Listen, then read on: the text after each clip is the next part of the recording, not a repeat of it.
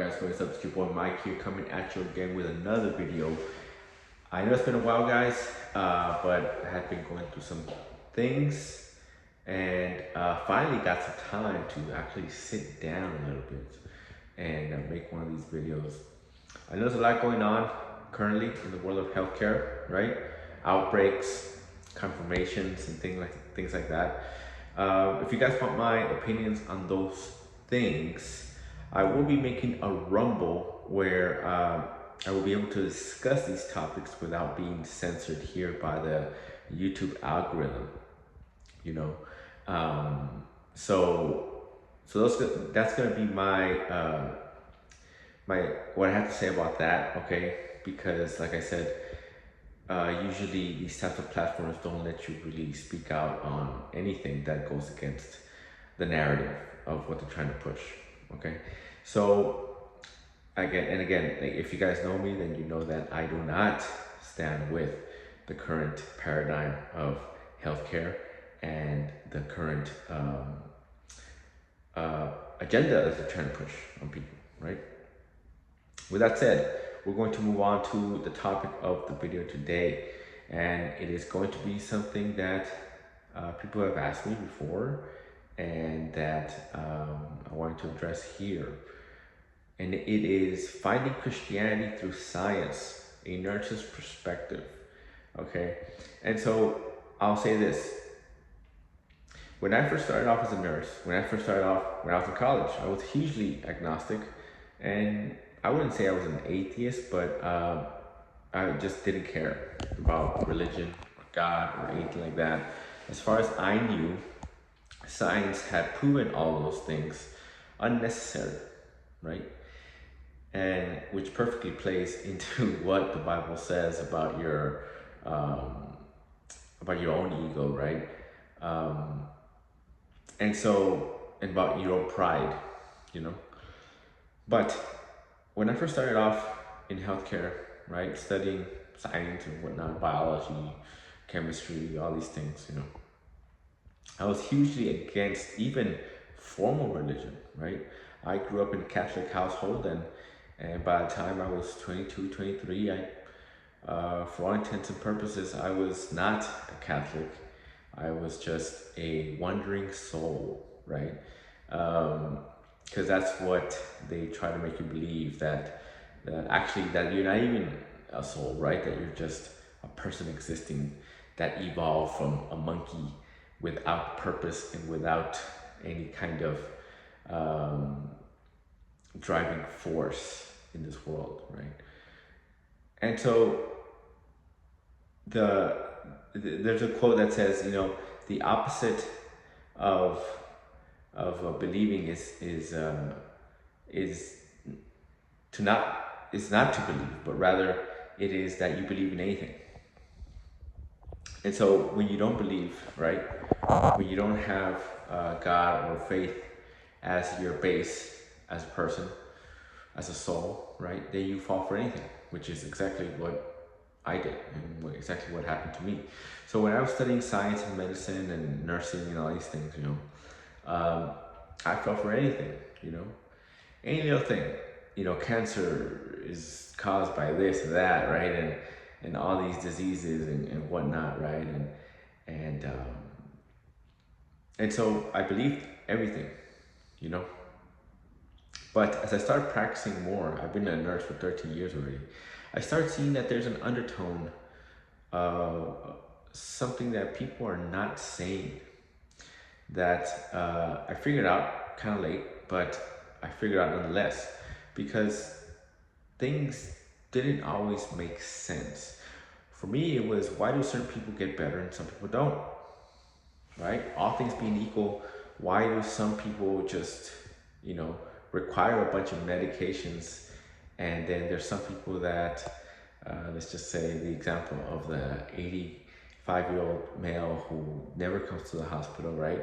And yet he smokes like a chimney. And why is he okay? And a person that smoked, you know, for a year when he was like 21, he has COPD. And you could say that, oh, it's genetics and right? which might be true, but even that is being disproven right now, right? That genetics actually has almost little to no effect on um, your types of things that happen, like ailments and whatnot, right? There's a few, like, cystic fibrosis and whatnot, right? Those kinds of things that are passed down and have been confirmed to be heritable, you know.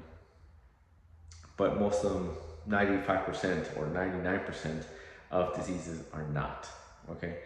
And there is no inkling to speculate that smoking or something like that, some people are genetically predisposed to be more susceptible to cancer and whatnot,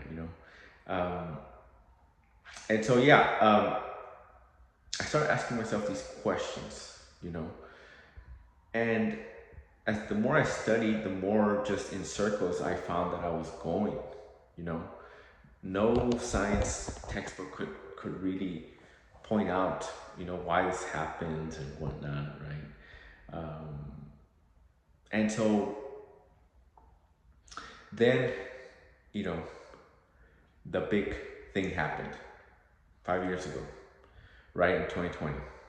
And that is when I fully just started seeing the corruption, okay? And people obsessed with making, I would say, just squeezing every dollar they could from patients, right? And so I started asking myself these questions, like, why are they so obsessed with just trying to make everybody sick? Like,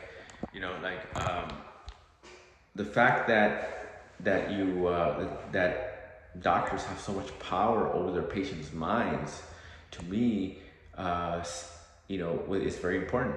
So when very reputable people, right, on TV would start saying that you should be, essentially secluded inside your house with your baby, you know what I mean? Don't see your parents, don't see your family, whatnot, and you know, coming from a family from a family that's very close, I knew that this was not a good thing. You're only gonna make people more sick, you know. Sometimes I think for open heart surgeries, they won't even perform open heart surgery on you if you're not married, right? If you don't have a person that cares for you, whatnot, right? Because your outcomes are just gonna be bad, you know. And so the fact that they were, essentially trying to just isolate everyone, right? And then coupled with the idea that going outside was bad, right, at that time, and that exercising and getting your lungs to be as strong as it could, nobody ever even mentioned that, right? To me, that seemed like the most important thing, right? The more, the stronger, the more resilient your lungs were, right? Then the more you would be less susceptible to essentially perishing, right, from any kind of virus or illness or whatnot. Okay, but nobody ever said those things, and they seem like such common sense things, right? But that is when I started to notice that there was something here that was missing, you know. And so as the years went on, I started basically, as I got older also, I started seeing how the aspect of spirituality was never addressed, you know, whenever I read any kind of science textbook, you know. And to me, it seemed like this was a readily apparent thing, that people who had a strong religious faith somehow had better outcomes in the hospital. Okay, and as a matter of fact, those that did come to the hospital, right, who had strong religious inclinations or who had strong faiths, right, always seem to be better than those that were always just an anxious mess, right? Full of fear, full of lack. People that had no one to trust but themselves, which and I as a person, not even as a patient, but I as a person was heading straight towards that path. You know, I was constantly getting sick and coming up with back pains. I remember at one point I got carpal tunnel, you know, all these things. And so once I started going down the rabbit hole of how your mind affects your health, then that opened the gateway for me to get real deep into how spirituality actually is the same thing as health, you know. And when it started off as just me trying to get to the bottom of things, ended up as a full conversion back, reversion, sorry, a reversion back to my Catholic faith, into my Christianity, you know. And now as a 36-year-old nurse who's been practicing, as a nurse for 13 years already, I see the great importance of faith and spirituality in health outcomes. And every chance I get, I try to talk to people about this, because it is essential. If you want to be healthy, then you have to have faith, right? And most important, you have to have prayer in your life, And so this was my shift away from industrial medicine. This is when I started to realize that there's a business component to all of this, and that's really unnecessary, because you don't need, most of the things that these, people are trying to give you. Every time my parents go to the doctor because they have Medicare, right? They're trying to put them on some kind of medication, just in case.